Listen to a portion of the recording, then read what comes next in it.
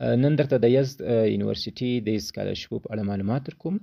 دا پوهنتون چې دی په ایران هیواد کې ده یا د ایران دولت لخوا حمایت کیږي. د پوهنتون ته د نوملیکنې اخري نیټه د اپریل 25 ده او دغه د دې پوهنتون هغه رسمي ویب سایټ ته چې موږ تاسو نوملیکنه ورته کوو ډېری بخښونه لري. کولی سئ چې خپله په دغه فایل کې تاسو وګورئ. دغه فایل ده دلته ویل دي دا کوم هغه کې چې ټیک مارک ده دا معنا دغه څانګه د بیچلر یا لیسانس لپاره ده او کوم چې دغه بخش کې ټیک مارک ده دا معنا چې دغه څانګه چې دی دا د ماسټري لپاره ده او کوم چې بیا په دې ځای کې وي دا دواړه ټیک مارک دا معنا لري چې دا هم دې څانګه کې لیسانس هم ماسټري مني هم پی ایچ ډي کسان کولی سي اپلای وکړي. صحیح ده.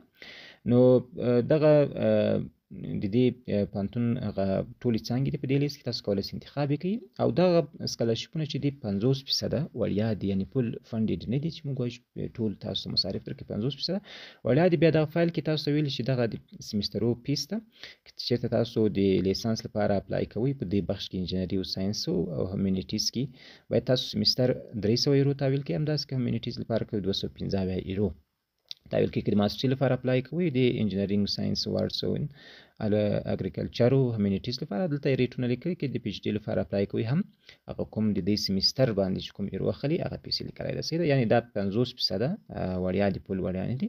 د دې سکالرشپو لپاره هغه اسناد چې دي هغه تحصیلي اسناد دي چې تاسو له پوهنتون نه که فارغ یې که له مکتب نه یو سره څنګ کې پاسپورټ دی او یو خپل عکس دی چې باید تاسو عکس ولرئ پاسپورټ سایز عکس وي او د پاسپورټ عکس مو وي. یو سره څنګ کې انګیزهنامه یا موټیویشن لیټر چې ورته وایي هغه وي او له یو سره څنګ کې باید تاسو سی وي ولرئ. صحیح ده.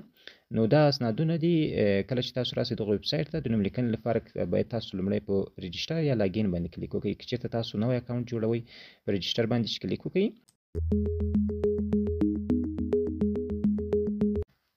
د تاسو لپاره دغه پیج راځي. په دې پیج کې به دلته تاسو اول خپل نوم ولیکئ بیا به دلته تخلص ولیکئ دلته به یوزر نیم خپل ایمیل ادرس ولیکئ دلته به پاسورډ ورته ولیکئ او دلته هغه پاسورډ چې لیکلی هغه بیا ټایپ کړئ او دلته په دې ځای کې به دا کوډ چې درکول سوی ده دا به ووایي او په رجسټر باندې به کلیک وکړئ. کله چې په رجسټر باندې کلیک وکړو دلته وایي چې تاسو ایمیل ته موږ د اکاونټ د اکټیویشن لپاره ایمیل ولیږو تر څو تاسو هغه ایمیل باندې کلیک وکړئ او ستاسو اکاونټ اکټیویټ شي. راځم دغه ایمیل ما ته راغی او دلته ما ته لیکلي دا پاسورډ ده. نو دلته په دې دغه باندې زه کلیک کوم کوم لینک چې ما ته راکړی تر څو زه خپل اکاونټ ته بیرته بیا لاګین سم. صحیح ده. کله چې په لینک باندې کلیک وکړو ستاسو لپاره دغه پیج راځي. دلته به ستاسو خپل هغه ایمیل ادرس ولیکئ دلته به پاسورډ او دلته به لاندې دغه کوډ به تاسو ولیکئ کوم کوډ چې تاسو ته دلته درکول سوی ده او په ساین ان باندې به کلیک وکړئ تر څو تاسو خپل اکاونټ ته داخل سئ. نو دغه هغه د دې کوم پیج ده. نو موږ راځو په اډ نیو اپلیکیشن باندې کلیک کوو په کنټینیو باندې تر څو موږ د نوملیکنې هغه پروسه شروع کړو. نو په دې پیج کې به تاسو خپل لومړني معلومات ټول ورسوئ. لکه دلته چې ما لیکلي دلته باید تاسو لومړی نوم او تخلص بیا په فارسي باندې نوم او تخلص ولیکئ. یو سره څنګ کې د فادر نوم د مور نوم د تاریخ د تولد او په کوم هیواد کې ستاسو پیدا سوي یاست په کوم ولایت کې ستاسو جندر څه شي ده او ستاسو میریټل سټیټس څه شي ده ریلیجن مو څه ده اسلام سني یا که اسلام شیعه هلته بیا شیعه ولیکئ. پاسپورټ نمبر او پاسپورټ تاریخ د ایشوز او ایکسپایر همداسې په کوم ځای کې تاسو پاسپورټ اخیستی ده او نیشنالیټي مو افغان ده. که چېرته بله نیشنالیټي لرئ سیکنډ یا ترډ هغه بیا دلته ولیکئ. یو سره څنګ کې دا نور دغه کوي خلاص او ادرس ولیکئ. زما نه ادرس ورته لیکم سي کابل افغانستان. که چېرته دویم ادرس لرئ هغه هم دلته ورته ولیکئ. صحیح ده. له سره جاف لیکئ که دلته لیکئ ستاسو وظیفه څه شي ده هغه ټایټل ورته ولیکئ ټلیفون نمبر ایمیل ادرس او په اخر کې تاسو په سیو اینډ نیکس باندې کلیک وکړئ تر څو دغه معلومات ستاسو لومړی مرحله تکمیله سي. په دویم سټپ کې به تاسو دلته ډیګري انتخاب کړئ چې د کومې ډیګري لپاره تاسو اپلای کوئ. لکه دلته د اول د لیسانس دویم د ماسټري دریم د پی ایچ ډي لپاره زه راځم د ماسټري لپاره ثبت نام کوم. نو تاسو دلته دوه اپشنه درکړي چې دوه ډپارټمنټ یا دوه پروګرام تاسو انتخاب کولی سئ. دا جبري نه دي خو کولی سئ یو پروګرام انتخاب کړئ یا دوه پروګرام. صحیح دلته یې درکړي هغه پروګرامونه چې دوی لري هغه ټول دلته درته لیست کړي دي. تاسو کولی شئ دلته پکې سلیکټ کړئ. ما کمپیوټر ساینس اول انتخاب کړی ده یا زه انتخابوم لکه دلته کوم دغه چې دي، او دویم کې ډیټا ساینس ما انتخاب کړی ده لکه دلته چې ما انتخاب کړی دی، یا کولی شئ چې دې لیست څخه یو انتخاب کړئ ورته.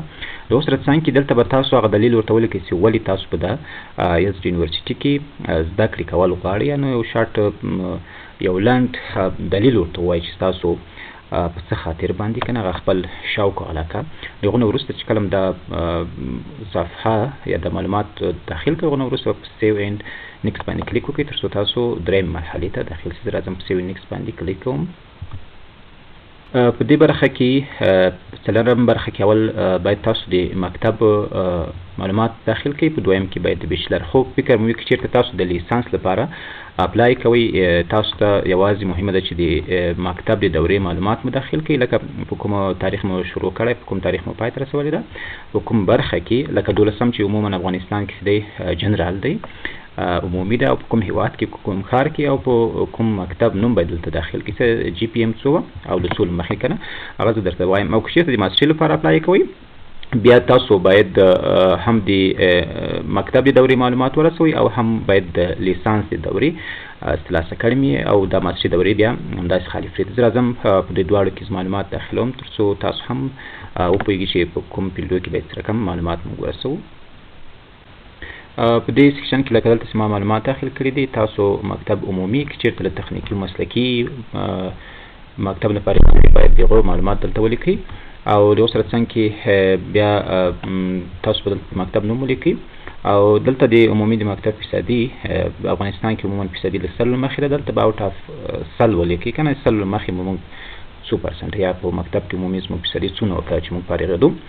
او د لیسانس د دورې معلومات به داخل کړئ، په کوم کال تاسو پوهنتون شروع کړی ده، په کوم کال مو ختم کړی ده، او په کوم فیلډ کې معنا کمپیوټر ساینس، انجینري، اداره عامه یا اقتصادي، په کوم هیواد کې او په کوم ښار یا ولایت کې، او د پوهنتون نوم به ولیکئ. او دلته عمومي هغه جی پی ایم څومره ده چې کله تاسو له پوهنتونه فارغېدئ، او سره څنګ کې د څو له مخې دا پرسنټیج تاسو داخلوئ. کله چې دا معلومات مو داخل کړئ نو به وروسته راسئ دلته په سیو اینډ نیکسټ باندې کلیک وکړئ تر څو موږ بل مرحلې ته لاړ شو. په څلورم سټپ کې به تاسو هغه ژبه انتخاب کړئ، لکه نیټیو ستاسو مورنۍ ژبه چې ده، دلته به هغه ستاسو مورنۍ ژبه چې وي په هغو باندې معنا تاسو څونه خبرې کوئ سي، ښه یاست یا ګوډ یاست که نه، او په کوم ډول باندې رایټینګ مو څنګه ده.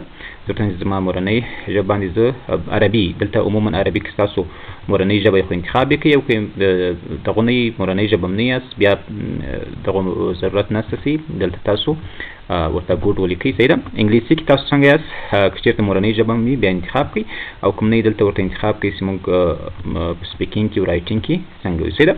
او فارسي ژبه که چېرته ستاسو مورنۍ ژبه وي نو بیا دلته دا نیټیو انتخاب کړئ، او که مورنۍ ژبه هم نه وي بیا ورته ولیکئ چې تاسو په فارسي کې څنګه یاست. صحیح ده. له هغو نه وروسته په سیو اینډ نیکسټ باندې کلیک کوو تر څو موږ 5م سټپ ته لاړ شو.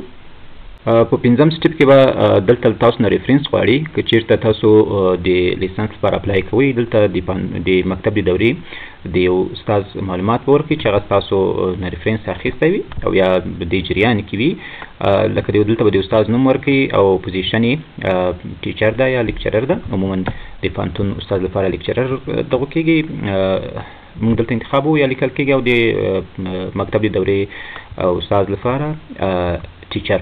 دلته د مکتب نوم اوس ما خو دلته ای بي سي یونیورسټي لیکلې ده، د ماسټري لپاره اپلای کوم، که چېرته تاسو لیسانس یا بیچلر لپاره اپلای کوئ دلته باید د مکتب نوم ولیکئ. او ریلیشنشپ مو له استاد سره څه شی دی، کېدای شي د استاد ستاسو ورور وي یا منیجر وي، او یا عموما ټیچر کوم ریلیشنشپ که نه لرئ ستاسو استاد دلته به ټیچر ولیکئ، او په دې ځای کې به د استاد ایمیل ادرس ولیکئ. که چېرته تاسو له یو نه زیات ریفرنس لرئ یا د 2 استادانو یا د 3 بیا په اډ نیو باندې کلیک وکړئ، تاسو د بل استاد معلومات هم دلته داخلولی شئ. نو هغو نه وروسته موږ په نیکسټ باندې کلیک کوو تر څو موږ بل سټپ ته لاړ شو.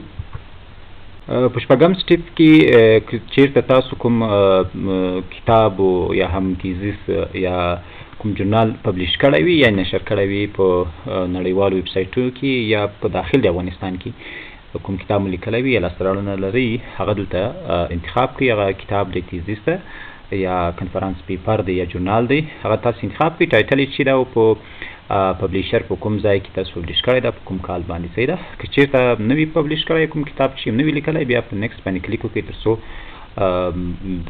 وهم سټیف ته لاړ شئ. په وهم سټیف کې دلته تاسو وایي که چېرته تاسو په ایران کې کوم ملګری یا خپلوان لرئ د هغو معلومات دلته داخل کړئ، لکه نیم فل نیم څو د هغو سره څه ریلیشنشپ لري، ستاسو ملګری ده یا تاسو د خپلوانو له ډلې څخه ده، او د ټلیفون نمبر یې ایمیل ادرس او په ایران کې په کوم ځای کې اوسیږي هغه ادرسونه کولی شئ دلته تاسو داخل کړئ. که چېرته بل نفر وي له یو نه زیات وي کولی شئ تاسو اډ نیو باندې کلیک وکړئ، هغه هم ورته معلومات یې دلته ولیکئ. د هغو نه وروسته که چېرته کوم خپل ملګری څوک نه لرئ تاسو کولی شئ په نیکسټ باندې کلیک وکړئ تر څو اتم سټیپ ته لاړ شئ. په اتم سټیپ کې دلته باید تاسو د خپل میرمنې معلومات داخل کړئ، او که چېرته تاسو فیمیل یاست باید د خپل خاوند معلومات دلته داخل کړئ. دا په هغو صورت کې راځي کله چې تاسو دلته په پرسنل انفرمیشن کې ورته وایئ چې زه متأهل یم، او که چېرته مجرد یاست بیا کولی شئ همداسې ترې سکیپ شئ، مخ ته لاړ شئ. خو دلته باید معلومات داخل کړئ. ما داسې د معلومات لپاره چې دغه دې پروسې نه بغیر له دې چې معلومات داخل نه کړم نه سم تېرېدی بل سټیپ ته معلومات داخل کړي دي. د خپل میرمنې نوم به ولیکئ، تخلص به یې ولیکئ، او د پاسپورټ نمبر او په کوم تاریخ پاسپورټ یې اخیستی ده او په کوم تاریخ باندې ایکسپایر کېږي. له هغو نه وروسته په سیو اینډ نیکسټ باندې به کلیک وکړئ تر څو تاسو بل پړاو ته لاړ شئ. په دې برخه کې د نهم سټیپ چې دی اسنادونه باید تاسو اپلوډ کړئ. دلته باید تاسو عکس اپلوډ کړئ او د هغو سره څنګ کې امضا، او د هغو نه وروسته پاسپورټ کوشش وکړئ چې دغه فایلونه باید له 1 MB څخه زیات نه وي سایزي، او د مکتب د دورې هغه ډیپلوم ورته وایي که نه یا سرټیفیکیټ، او د مکتب د دورې هغه نمرې چې دی باید جدا جدا وي، داسې نه چې تاسو په یو فایل کې دواړه داخل کړي وي. کوشش وکړئ چې هغه د نمرو یا ټرانسکریپټ بخش جدا کړئ، او د سرټیفیکیټ چې دی هغه باید جدا وي. صحیح ده. همداسې د لیسانس د بخش هغه ډیپلوم په یو پیج کې چې هغه جدا وي، او هغه ټرانسکریپټ چې هغه باید جدا وي. صحیح ده. او دلته که چېرته تاسو د ماسټري لپاره او د پی ایچ ډي لپاره اپلای کوئ، بیا دلته هغه د ماسټري د دورې ډیپلوم او ټرانسکریپټ ورته اپلوډ کړئ. او له هغو نه وروسته که چېرته نور سپورټینګ ډاکومنټ لرئ چې تاسو په دې نوملیکنه کې همکاري کولی شئ، او ستاسو په انتخاب کې نور هم مقصد مخ ته وړئ چې کولی شئ هغه تاسو دلته ورته اپلوډ کړئ. د هغو نه وروسته کله چې اسنادونه ټول اپلوډ په نیکسټ باندې به کلیک وکړئ تر څو تاسو د دې نوملیکنې هغه اخري پروسې ته لاړ شئ. دلته کوم معلومات تاسو داخل کړي هغه ټول دلته تاسو ته راځي.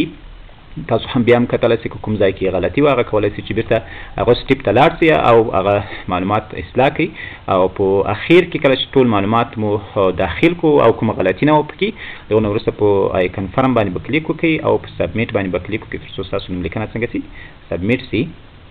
نو ما معلومات ټول داخل کړي دي، زه راځم په سبمیټ باندې کلیک کوم تر څو زما نوملیکنه سبمیټ شي.